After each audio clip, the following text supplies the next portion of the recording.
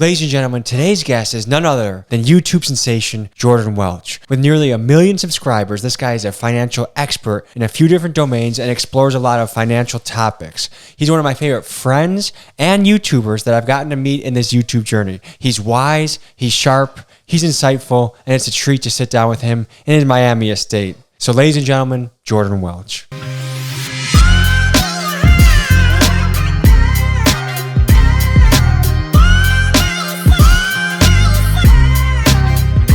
Ladies and gentlemen, I'm here in Miami with a very special guest, a friend, a YouTuber, an absolute sensation.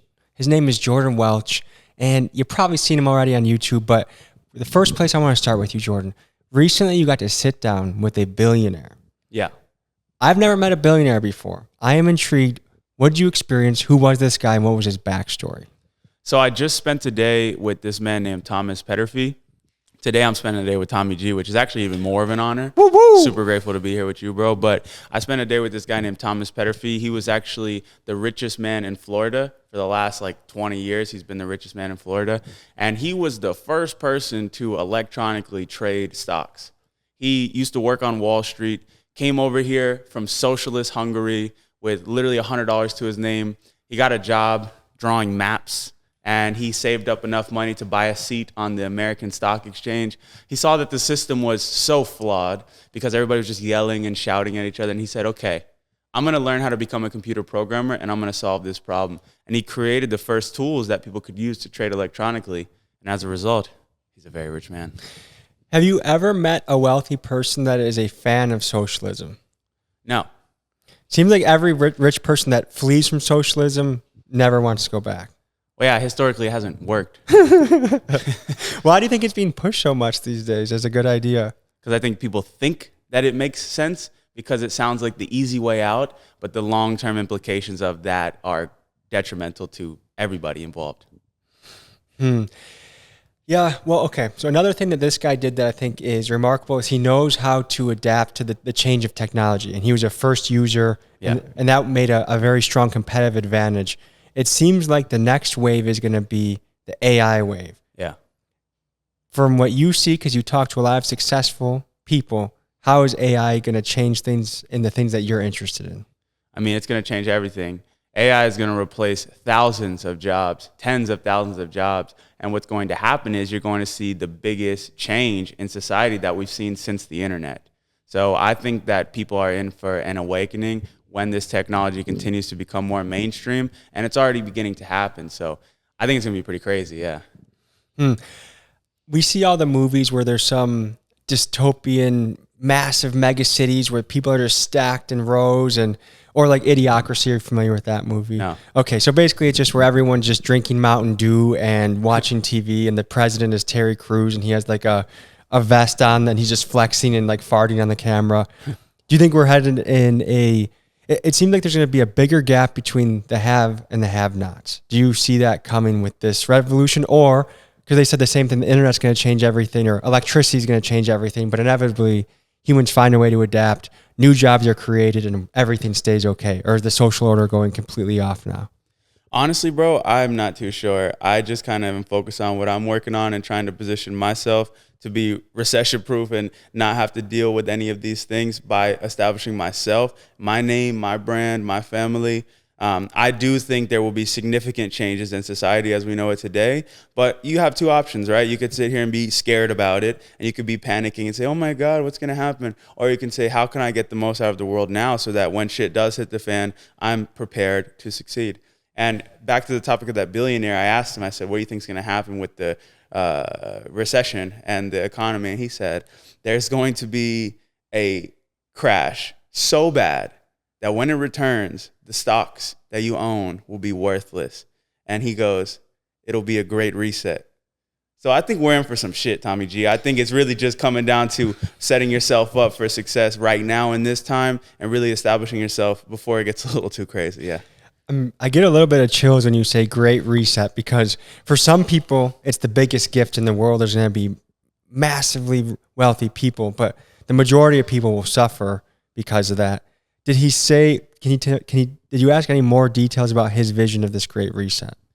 Well, he was very quiet. The whole interview, he was like, ha, ha, ha, laughing, like, ha, ha, ha. And then, the economy will crash forever, and it will be a great reset. And he got weird. Like, he even went like this with his hands. He was like, Oh, he did. That's when you know evil is brewing. Yeah. Darkness is afoot when someone starts doing this. The whole vibe changed, bro. The whole vibe changed.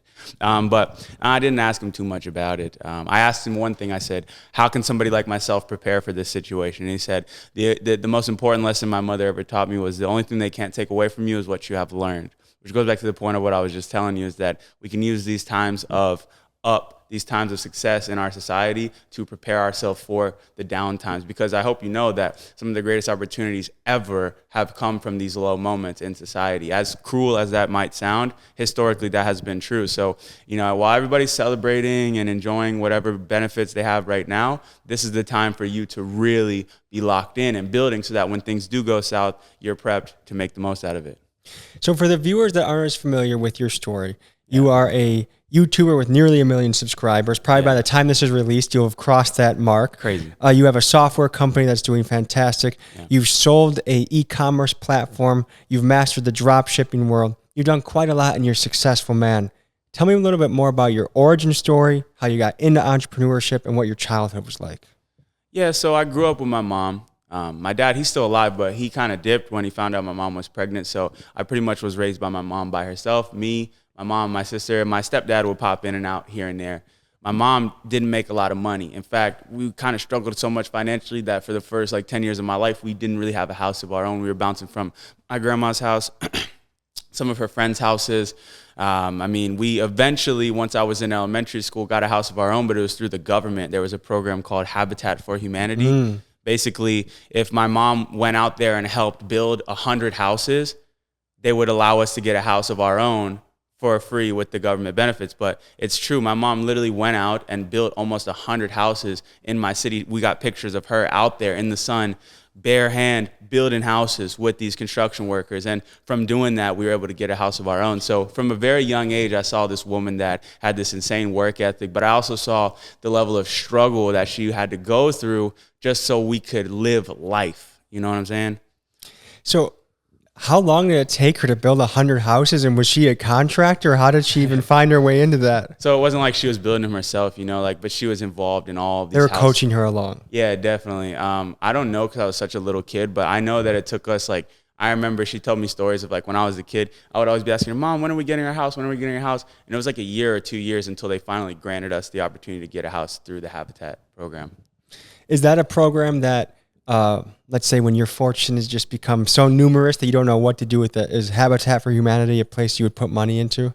Yeah, I actually would, because I quite like what they're doing. I don't know what they're doing today, but I know what they did for me, and that was really nice. But we actually only had that house for about 3 years, 2-3 years, because my mom had some personal issues going on. She wasn't really around the greatest people, and as a result, we ended up actually going into foreclosure. So I had my own house, and I was finally happy, and I was doing well, and then boom, we was back on my grandma's house, and my mom actually needed some time to herself, so I had to go move to a totally different city. I had to move 3 hours away from my mom. So I think looking back on it, that was the thing that made me want to become successful, because I had watched my mom struggle for all these years, finally get in a position to get a house of her own, and then we lost it again. So at that moment, it didn't hit me, but looking back on it now, I'm like, that probably had an impact on me to want to become, someone successful in life.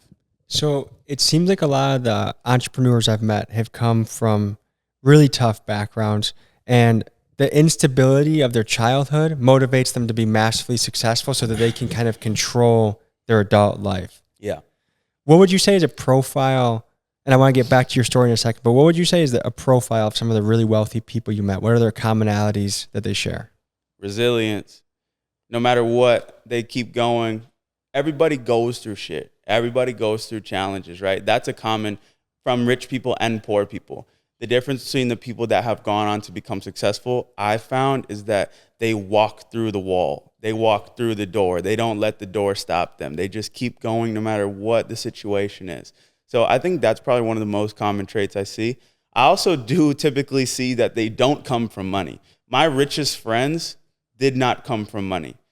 The richest man I ever met, as we talked about at the start of this video, literally was born in a bomb shelter in socialist Hungary, and he's now one of the richest men on the planet. So out of all the richest people I've met, I can say maybe less than 5% of them were born in a family that had good money. So yesterday we got to partake in an event. We got to meet a future billionaire, a guy named Zane, who's 27 right now, but on his way to becoming a billionaire in the solar industry. We got to meet a gentleman named Eric Spofford, who sold a treatment recovery for sober living. And he was a former heroin addict, in and out of jail, on the streets, homeless, stabbed someone in the neck, went on, and that's how he got sober, because he had to withdraw on the couch. He was running away from the cops and didn't want to be caught.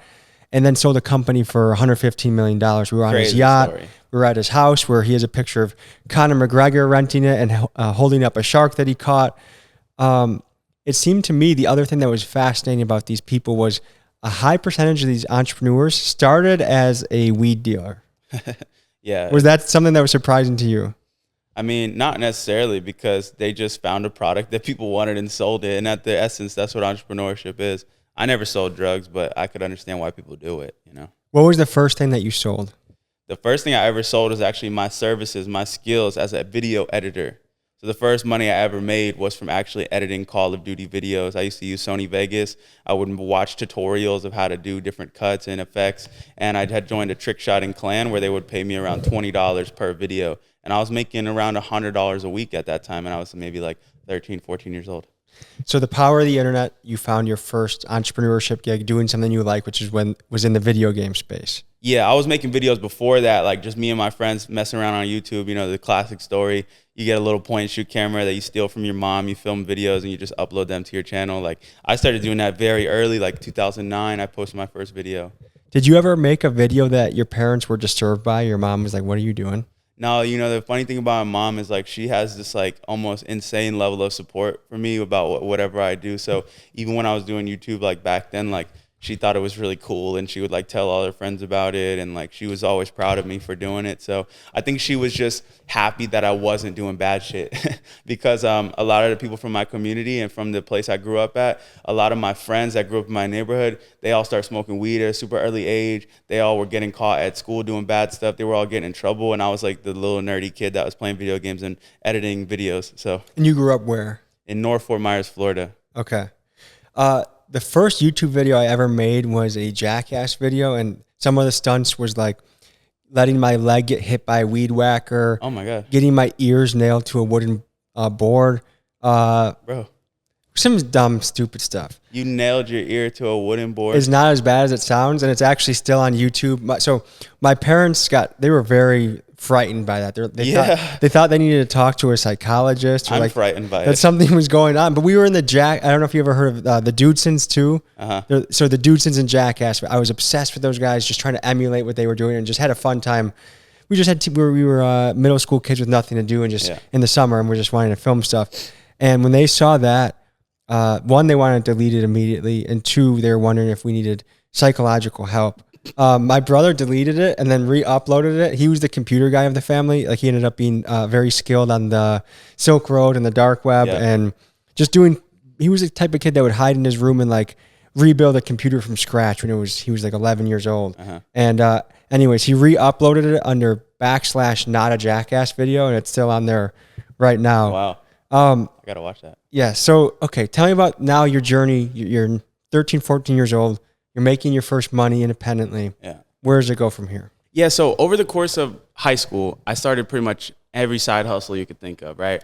I resold sneakers, which is how I made my first $1,000. I took the money I made from reselling sneakers and I hosted a sneaker convention where people could buy, sell, and trade shoes. How many people came to that convention? It was like 150, like 200 people. Wow. So you marketed it really well. Yeah, man. I had printed out flyers and I stuck them all around the city. At school, I got in trouble for putting the stickers everywhere. I would put it on Facebook. I had a Facebook group actually for people that were reselling shoes. So I was blowing up on the Facebook group. I went into the sneaker store of my city and I told them to pass out flyers. I was doing everything. And actually my mom was like driving me around to do all this stuff. So nice. Shout out to my mom. Shout out Mama Welch. Yeah, shout out Mama Welch. And honestly, bro, I did so many other things. Like, I had a clothing brand. I did tech support on Craigslist. Like, I would literally drive to random people's houses and fix their computers and shit. It was funny because I didn't know anything about tech support, but like I would have people call me and I would tell them to describe their problem to me like entirely, and then I would just Google it. Did your mom think you were about to get kidnapped when you were just a kid going to a random stranger's house to fix their computer? Probably, but she was supporting my vision because I told her like I had this vision that I never wanted to work a job in my life. And I think she was down for that until I was 18 and I had no money, right? I had tried all these businesses, and the sneaker convention, even though I had 150 people there, after I paid all the expenses and everything, I ended up with nothing. So I basically was down back to $100. And then I had spent that money just being a kid in high school, and I finished high school with less money than all my friends who had jobs. So now I'm the guy that's a business guy, but he's more broke than the people that work at McDonald's. So my mom was like, you got to get a job. So I went and I worked at this stupid restaurant as a busboy. And I only had this job. This is my only job that I ever had. And I worked there for 1 week.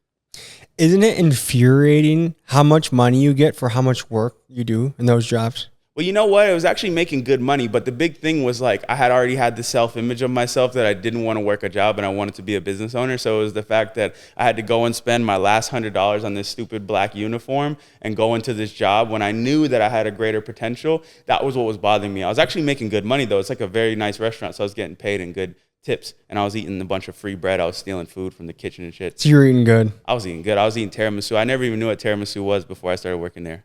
So I want to go back about one thing, which is the school was not happy with you placing stickers around advertising the sneaker convention. No, I used to get in trouble all the time because I would promote my clothing brand heavily and my sneaker. Everything I did, I would promote it at my high school, and everybody knew me as the business guy in high school. In fact, in high school, I used to run the news. Like every school in America typically would have like a school news program, and I used to run the news program. So I used to do ads for whatever I was working on the school news. And there was one time where I legitimately got in trouble from my teacher for promoting my sneaker convention because I was on the news every single day talking to the people. This gets you would do morning announcements? Yeah, like it's a TV broadcast. It got broadcast to everybody in my school. So of course I get on there and say, oh, yo guys, by the way, like before we wrap this up, I'm doing it. My teacher was pissed. He was so mad, but I did it anyways. So a common thing we've heard from a lot of these entrepreneurs is the school system sucks. It's antiquated. It teaches you to be a factory worker. It teaches you not to be a leader. Isn't it wild that you're showing promise as an entrepreneur? You're showing that ambition, and instead of encouraging it, the school tries to shut it down. Yeah, well, that was how it was for the majority of my teachers, but I did have one teacher that was like really supportive of me, and I still actually talk to him to this day. His name is Mr. B, and he actually like was the guy that really showed me that I had the potential to go out and do this stuff. Like he was very uplifting for me.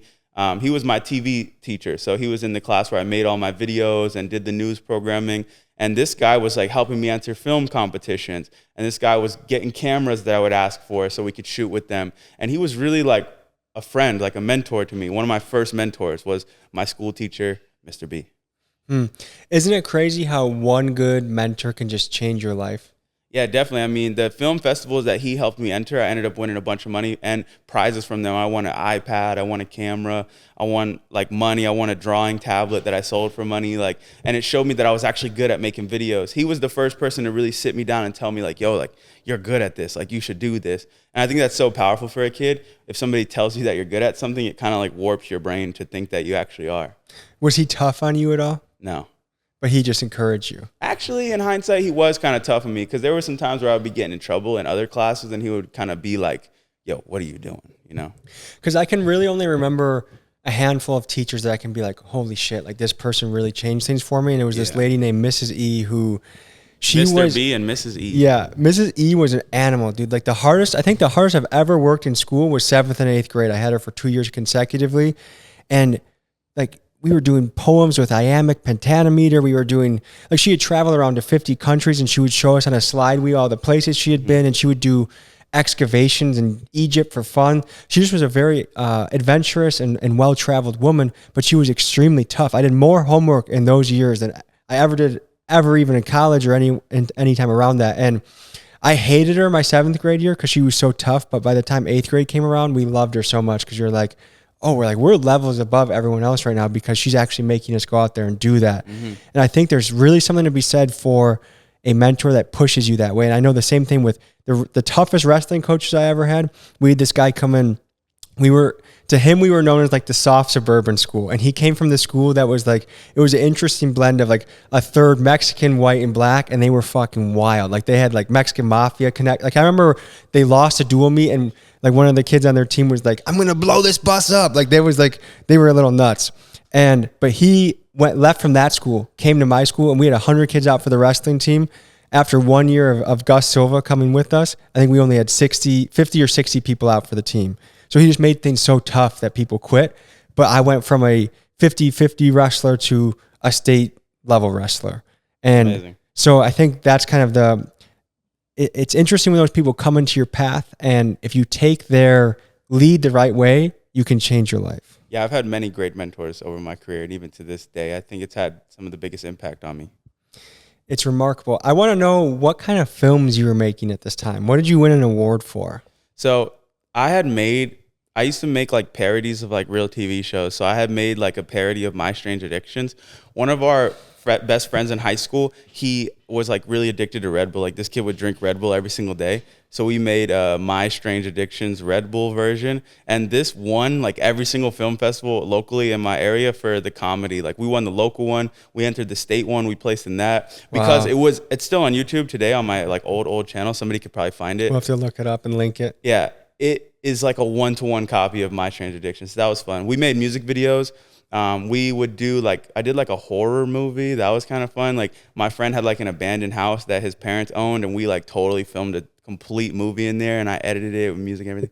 Whatever idea I had back then, I just created it. And that's still the truth today, except now I get to do it as a job. So I think the freedom of a kid, because I was even thinking about with my own brand, like even though I get to try a wide range of ideas, I'm still in a particular niche. Like I can't just drop what I'm doing and play Call of Duty for my game. You know what I mean? Like I'm in a particular niche, but I think there was a freedom as a kid where you just like anything that popped in your head that you thought was a fun idea, you could just go ahead and do it. Mm-hmm. So I didn't know this. You kind of have more of a director background than I would have guessed. I used to call myself a director. Like even on the banner of my old YouTube channel, it used to say like director. Like I always thought my future job would be a director. Like if I had a job, I would be a film director. Is that something you could see doing in later chapters of your life? I feel like it's what I do right now, you know? Do you think you would do it though more of like on a horror movie or a comedy? Like would you do it on more of a TV show or movie level? I don't know if I would work on somebody else's project. I think I would really want it to be like my own project. Maybe that's like my ego talking, but I like doing my own projects, bringing my own ideas to life, you know? Mm-hmm. Yeah.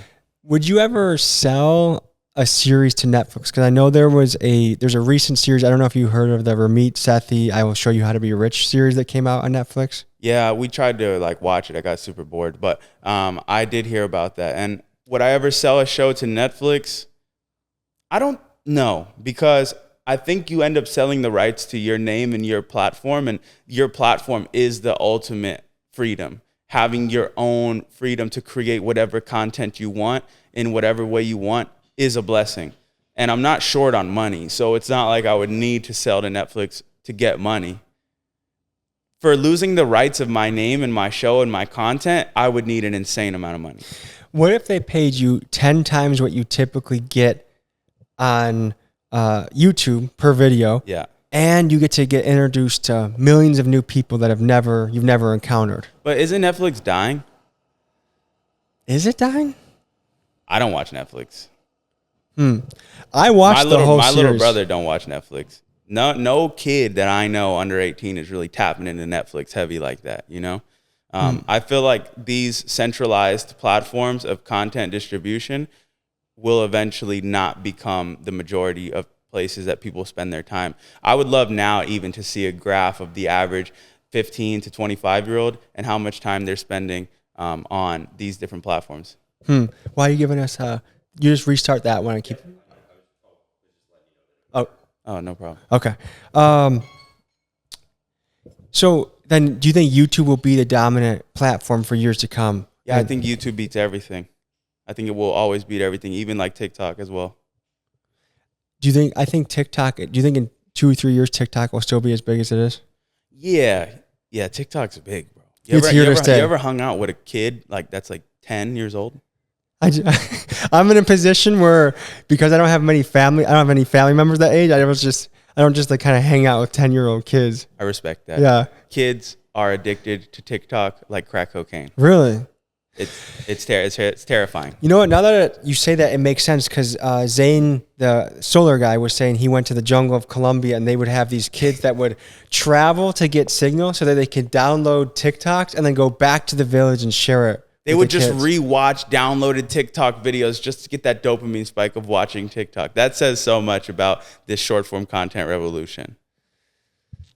So I'm actively working on having a kid. Daddy's sinking the seed. That's you know what's what I mean? up, Tommy. Congrats, man. And I'm very much thinking about how I'm going to orient or integrate my child's life with technology. I don't want to be the crazy dad that doesn't give the phone out until they're 18, but I also don't want them finding Pornhub when they're 5. You know what I mean? Like, have you ever thought about how you would navigate that as a parent? Not really. Can you give me, you're a wise man and quick on your feet. Could you give me a thought of how you think you would tackle that with a kid? Well, I've been able to watch my little brother grow up and my nieces grow up. So I've seen now firsthand like 2 babies grow up into like kids. And I think giving a kid total and unobstructed freedom to a device that has access to internet is definitely not the way. Like you have to regulate it in some way, shape, or form. And I also think that you should use other things to reward them to then get access to the device. Read a chapter of the book, get 10 minutes of TikTok. 50 push-ups, get 10 minutes of TikTok. You know, it's like it can't be a unrewarded thing. Like you have to earn that, you know, because you get this dopamine rush with 0 effort. So like that's just destroying your brain completely. So you have to earn that dopamine rush. That's maybe how I would approach it. Best case scenario, I wouldn't even introduce my kids to that shit until they're like actually like grown, like 14, 15, you know. But once they get you know, all their friends, like they're going to have 2-year-old friends that already have an iPad. Yeah, if they even go to school, you know. True, I guess. Because I don't really even want my kids to go to a public school, to be fair. Like, would it be Montessori or would it be homeschool or a mix or something else, like a charter school? It would probably be a homeschooled environment with like a proper like education, like person to teach them. But again, bro, I really haven't given this that much thought. But like public school, the thought of it is not where I want my kids to go. That's for sure. I know what my experience was like, and I know that it's gotten worse. And I remember what I used to eat every fucking day at school, and yeah. The whole recipe is just off. It's way off. Feeding kids complete garbage. Bro, I used to eat pizza and chocolate milk every day. Pizza and chocolate milk is the craziest meal ever. If you think about it, that was like, that's borderline illegal. I feel like it should be. Yeah, just give me some fucking water. Like, you know. I might take a harsh stance on childhood obesity because so when I was growing up, my pop was always big. My dad, and he died young because he was big. I saw him die on the floor of our kitchen, and he didn't get to see so many things that I would love to share with him. He isn't getting to see, and it was a lot just because of, not to get too deep into it, but he had unmanaged grief that he never got to deal with. That was very tough, and eating was the way he helped that. And because I saw that, it makes me very strongly against, like I'm so, like with my own body, like if I start feeling it, I'm like, God damn it, you got to start running, man, or you got to eat good. When I see kids getting fed absolute garbage day in and day out, I'm just like, it just makes me so mad because like, what are you when you see a fat 8-year-old with tits? It's like, what the hell? This kid should be climbing trees. This kid should be jumping around, playing Foursquare. You know what I mean? But Tommy, it's not the kid's fault. I think it's not the kid's fault. It's the parents. It pisses me in the school. I would say it's the system itself. Growing up, the foods that kids are marketed are the worst and lowest quality foods. So the kids desire the worst shit. And then they go to school where they build the habit of eating the worst shit. So then when you go home and mom tries to cook a healthy meal for the kid, it doesn't satiate him because they want the worst shit. And then what happens is they reach this later stage in life where they have to go about it themselves and they have to reprogram their brain to the point where they can relearn what's good and what's bad. And I think that's one of the biggest flaws in the system of education for minors is that they give you this shitty food pyramid, but what they actually serve you doesn't match up with that whatsoever.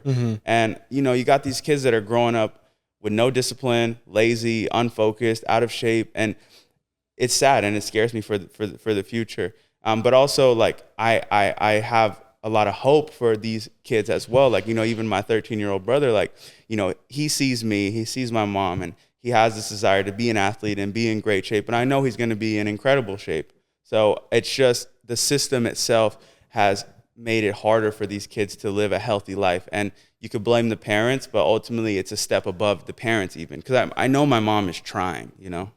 It's kind of a paradox though, because I almost view it as it's never been easier to eat healthy or be healthy because of the endless amounts of information out there. Like you could go on any YouTube channel, podcast, and I guess it's You don't think it was easier to eat healthy 300 years ago where we didn't have Oreos and Twinkies and processed bullshit everywhere? Sure.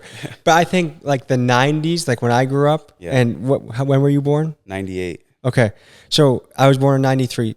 I feel like, because my parents, I feel like they could be excused because we could go to McDonald's and it wasn't as known, like, holy shit, this is really, really bad for you. Mm-hmm.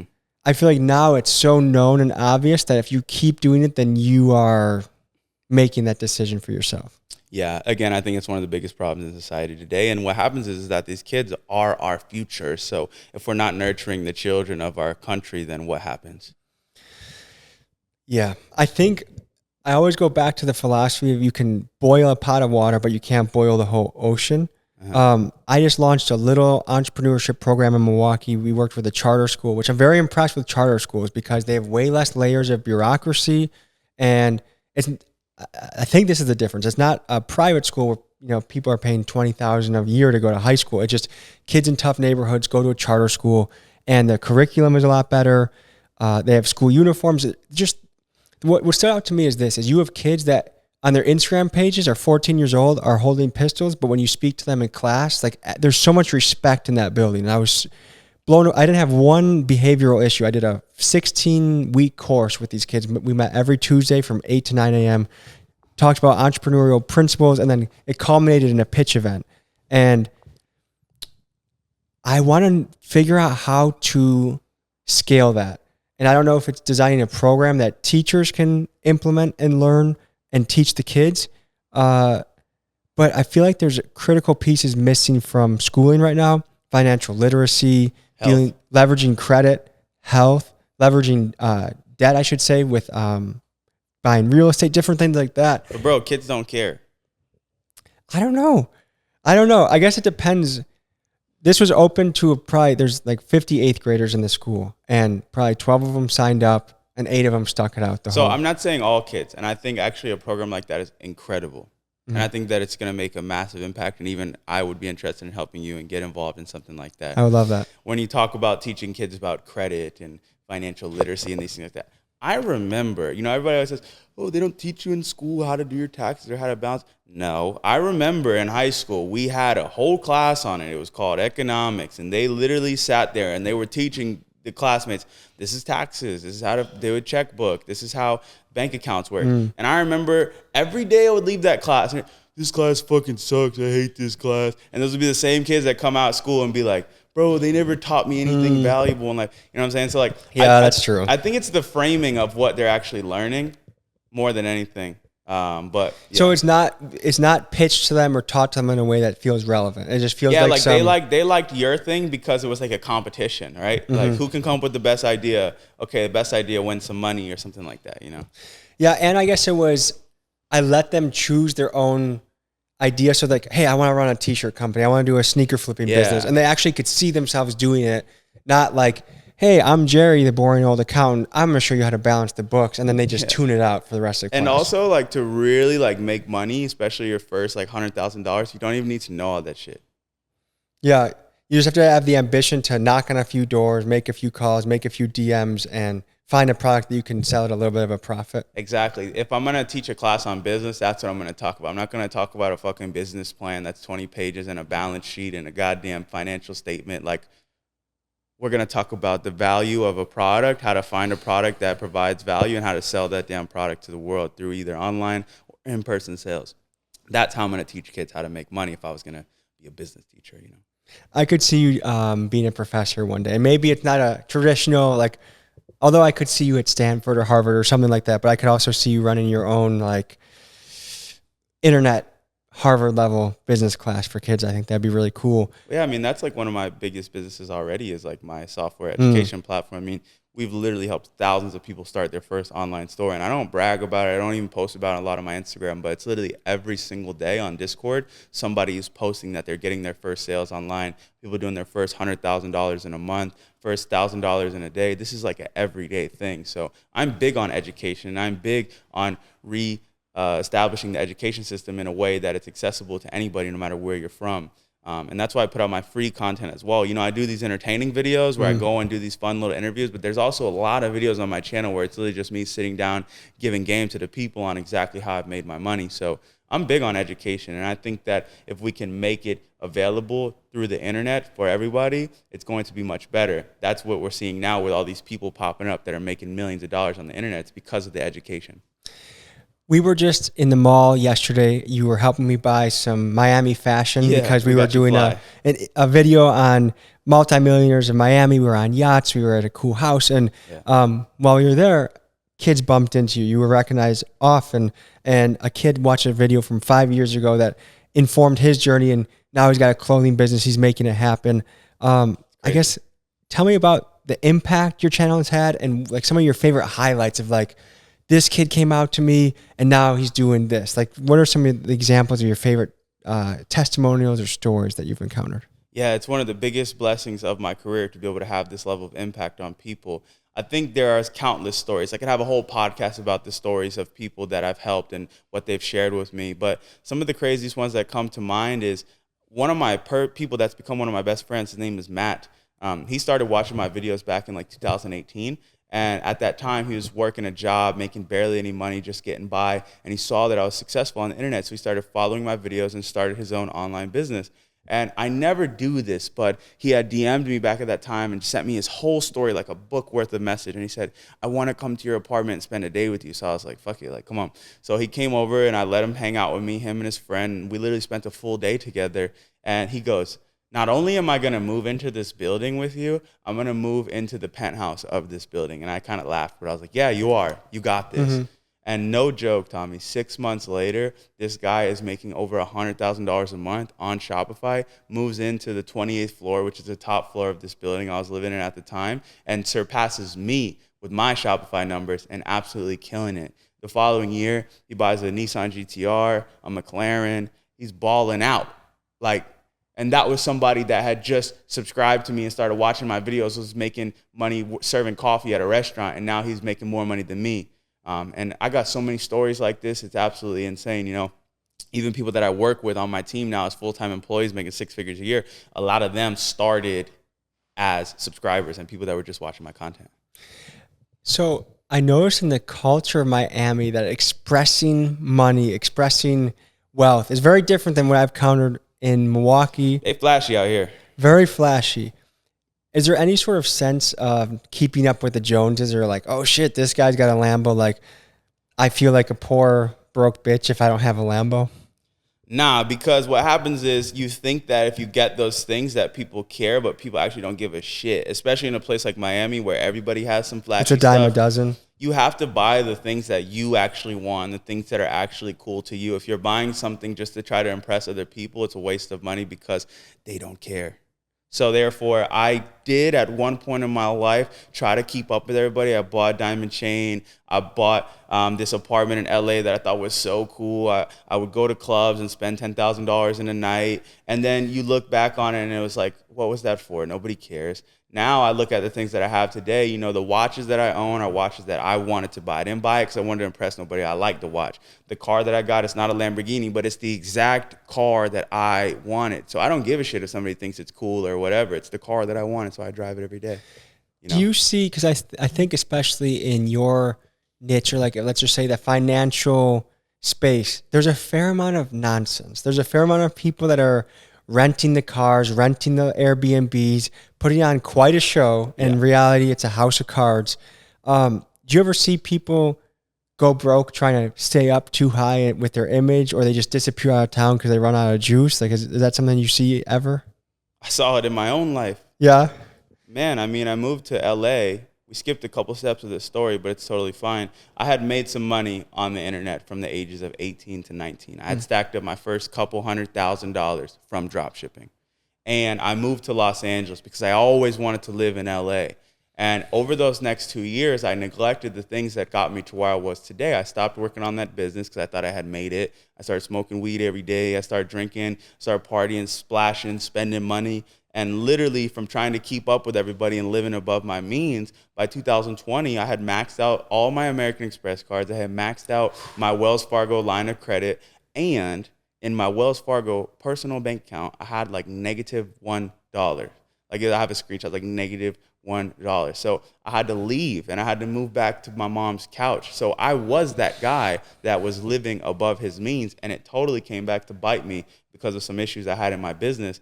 And that was probably one of the most important lessons I learned in my life. You might look at what I have now as like, oh, it's expensive and I have watches and a big house and a car and stuff like that. What I spend on this stuff is like less than 5% of what I actually make. Compared to before where I would spend 100% of what I make just to keep up with the lifestyle. So it's very important for you for your margins to be very hefty. Of course.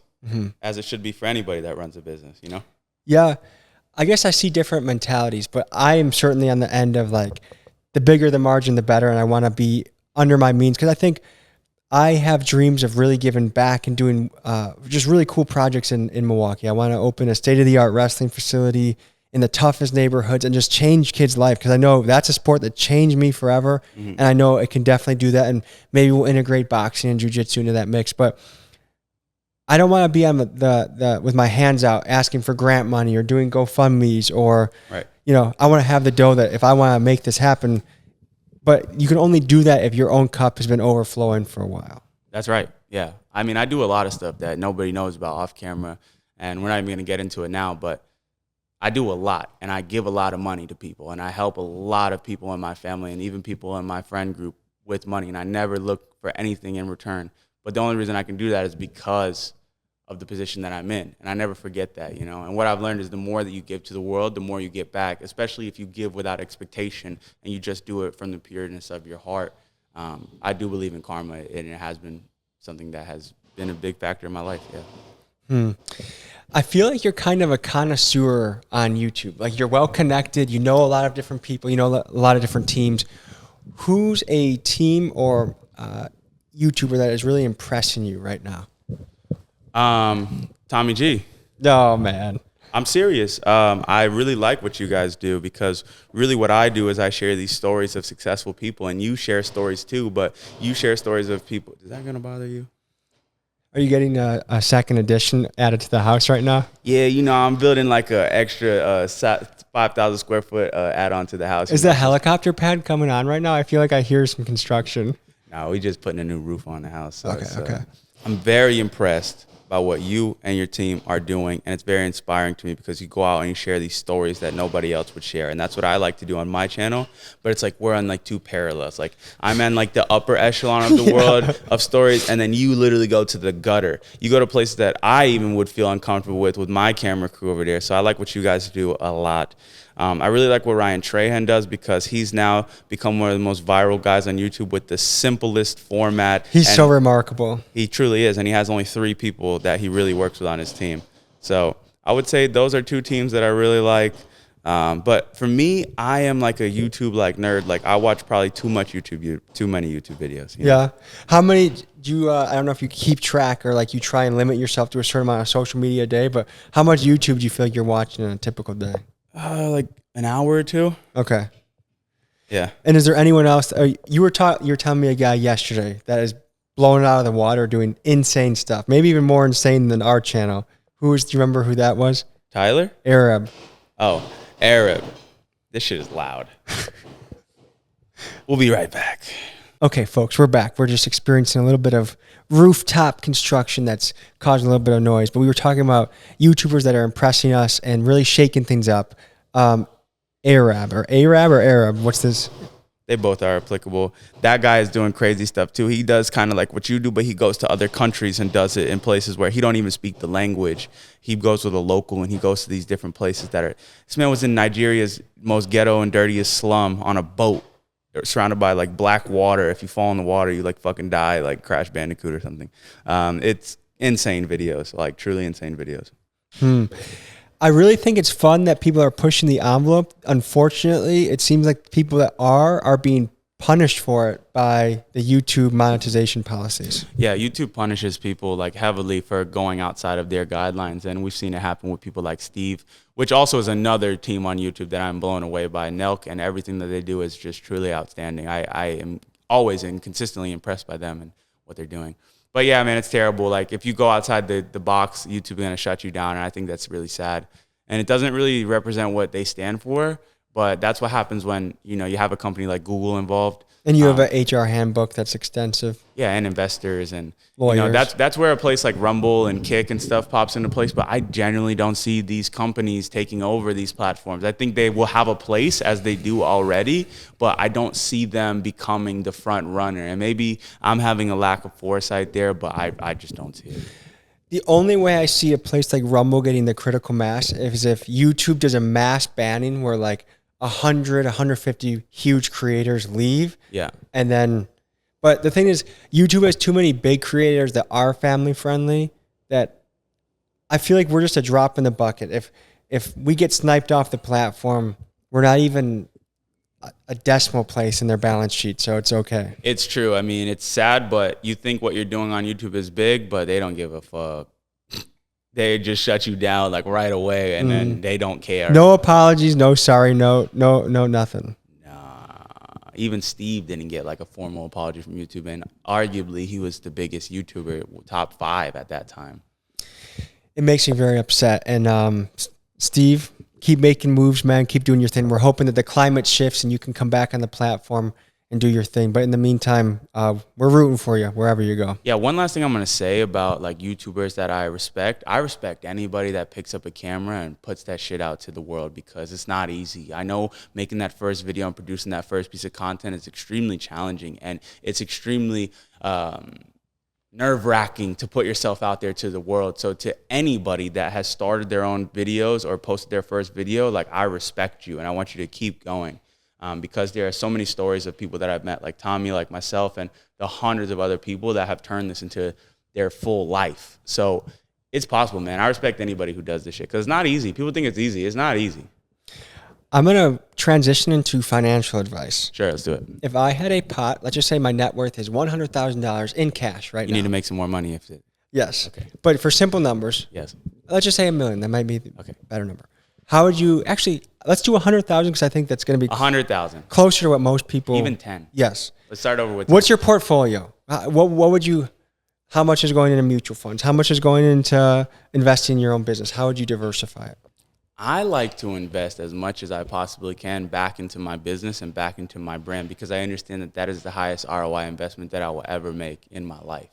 Now, having said that, considering my age, it's advantageous for me to be a long-term investor in certain things that have proven to succeed over the term. So you're talking about mutual funds, you're talking about ETFs, and you're talking about some value stocks like companies that I don't see going anywhere. I don't see Apple going anywhere. I don't see Shopify going anywhere. I don't see Google going anywhere. I don't see NVIDIA going anywhere. So I like to make bets like that for the long term. I haven't actually been very successful with investing because I only started making money really heavily in 2021. So I've been investing heavily since that. So, but I understand that as long as I continue on this trend over the next 10, 15, 20 years, how could I lose, right? But the main point that I'm trying to make here is that I put the majority of my investment into my business and my name and my personal brand, because that pays dividends for a lifetime. I also have money in crypto, and I would like to start building a real estate portfolio this year as well. But the majority of the investment is always going to be back into the business. I do a decent chunk. Like I have an auto draw every month into a Vanguard account that's self-managed, and just pick one of the mutual funds that does 8 to 10% a year and just keep it there. Never touch it. Don't check. Building up the real estate portfolio, investing back into this brand. At some point, crypto. It's supposed to make a comeback, in like 24 months when the next halving comes? Are you confident it's going to come back, or has it lost its luster? I like Bitcoin a lot. Yeah? Yeah, I like Bitcoin a lot. Okay, so would you still be dollar cost averaging into Bitcoin right now? I do, yeah. Yeah? Yeah. Okay. And what percentage of your monthly allotment would you say you put into Bitcoin? Oh, like less than 1%. Okay. But like, you know, it's still some money. Maybe I should get back into it. And how crafty are you with crypto? Like, do you have the cold storage with the inscription of your 12 keys? You know what I mean? Like how, or you just have it on Coinbase like me? No, I have a ledger, Okay. and I have it spread out across a couple different wallets. Okay. I probably have to pick it up because I've talked to you now and then Ben Askren, who's actually a crypto wizard. Yeah. And I'm doing it at the Cretan, whatever that level is. And you guys are doing it at the more sophisticated level. You're a noob. I am a noob. It's okay though. It's really fine. You're an expert at what you actually care about. So I'm also not a crypto expert, and historically I've lost money on crypto. So, you know. Yeah. Okay. When kids are wondering, do I invest into college or do I invest into a course? I don't want to say at this point, I'm kind of encouraging people to drop out or to do something. I would say that. Yeah. Overall, unless they want to become a doctor, engineer, a very specific, specialized profession, I would encourage kids to not mess around with getting into massive college debt. What would you say about that?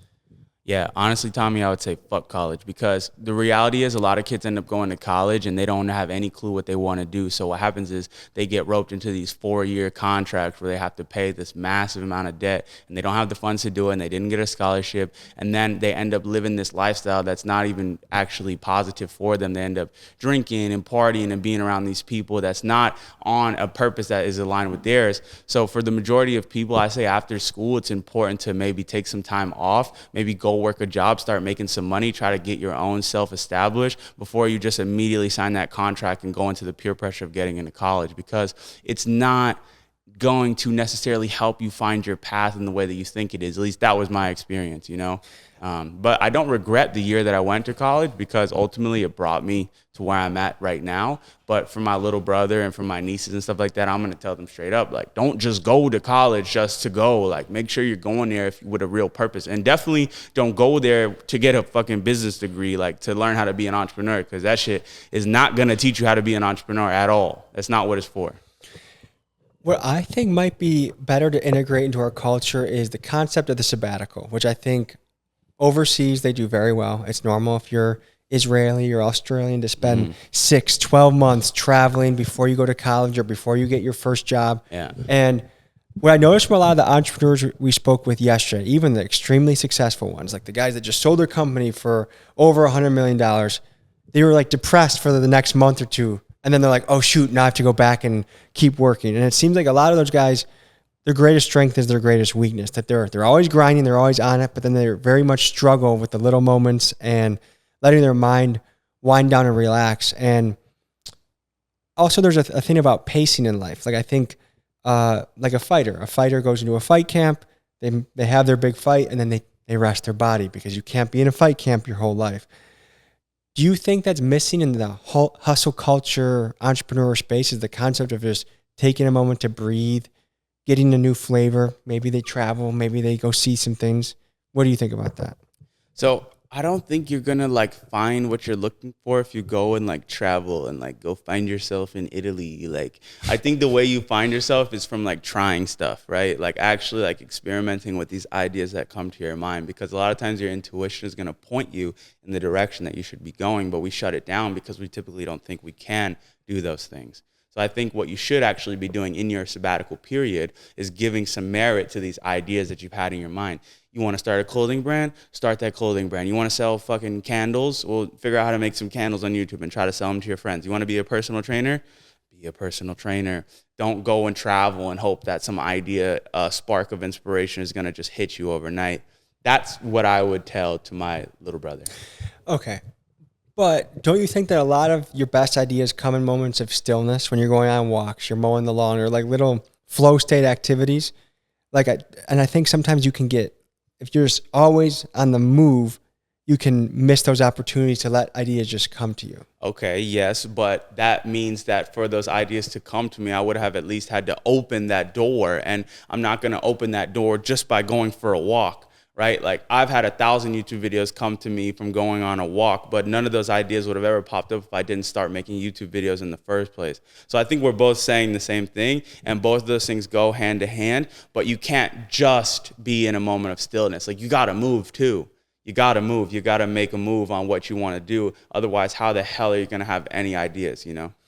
Do you believe in retreats? Like maybe going for the 6 to 12 month trip is way too long, and I agree with that. Yeah. But like taking a week somewhere quiet or Yeah, I think there's power in that. But again, if you're broke and you have no idea what you want to do, taking a week-long vacation is not going to help you figure it out. Okay. So did you have any sort of epiphany moment in your journey? I've had thousands. Yeah. Is there, and then, so did you drop out of school to do e-commerce full time, or how did that connect? The reason why I dropped out of school is because I was making $100,000 a month from my e-commerce business, and I was in the back of my classroom figuring out how to run and scale my ads. And I remember there was one day, and I even took a picture where I had transferred like $10,000 out of my PayPal account, and I was in the back of the classroom, and I just remember like looking at my computer, and I was just like laughing in the back of the room. People was like looking at me like, what's going on? And then I ended up just closing my computer. I was like, I gotta go to the bathroom, and I just left, and I ended up dropping out the day after. What was that like? What was the feeling in your chest at that moment? I was nervous. But excited? Very excited. And nervous and excited is actually kind of the same emotion if you really think about it. Certainly. And anytime that you're doing, like the bigger risk it is, like I think you should be scared because there is a lot that can go wrong and you can look like a fool when you fail.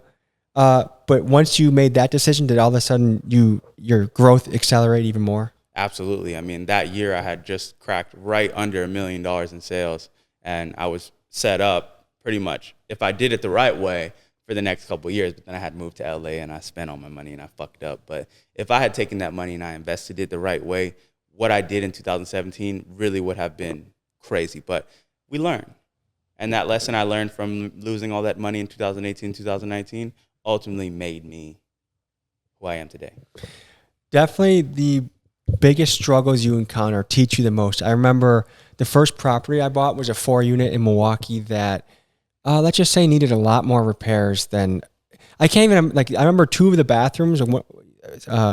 My favorite tenant, Sylvia, her bathroom, you could see through her bathroom floor to the basement. Mm-hmm. And she lived like that for like 2-3 years, and this landlord did nothing. And I was so dumb when looking at houses that I didn't factor in like, oh, that's going to be a $4 or $5 grand repair right off the bat. And so I guess I could say I lost money right away because I took too much action with not enough research. But now I know, because of that, every time I walk into a house, I know exactly what to look for. I can walk any house in Milwaukee and know, hey, exactly what the range of the rehab is going to be and be spot on and know if it's a good idea or not to buy it. Yeah, and the 2-week retreat would have never taught you that. I suppose you have to earn the retreats, yeah, right? You totally do. Retreats aren't at the beginning. Retreats are after you've made a couple of accomplishments. Yeah. Because one thing I found with these videos is we're doing so much wild stuff all at once that it's almost getting blurred together and lost in the shuffle unless you take some time to... Yeah. In your case, it makes sense. 100%. Okay. Well, one of my questions would be this. What are your goals for 2023? What's next in the pipeline that people can be excited about for Jordan Welch? My goal for 2023 is to do the best that I can every single day and pursue the biggest ideas that I possibly can.